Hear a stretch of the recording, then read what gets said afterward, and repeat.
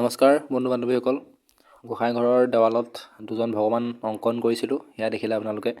এতিয়া গোসাঁই ঘৰৰ ফ্ৰণ্টৰ দুৱাৰৰ দুইফালে খালী ঠাই আছে, তাত শংকৰ মাধৱক অংকন কৰিম বুলি ভাবিছোঁ। তাৰ বাবে প্ৰস্তুতি চলাইছোঁ। চাওক কিদৰে অংকন কৰোঁ। যোৱা 3 দিনমানৰ আগতে মই ইয়াত এটা প্ৰাইমাৰ মাৰি লৈছিলোঁ, হোৱাইট কোট এটা, যাতে আঁকিবলৈ সহজ হয়।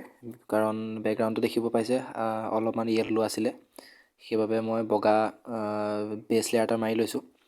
আৰু এতিয়া ইয়াত তেওঁলোকৰ স্কেটছটো অংকন কৰিম পেঞ্চিলেৰে। তাৰ বাবে মেজাৰমেণ্ট লৈ লৈছোঁ।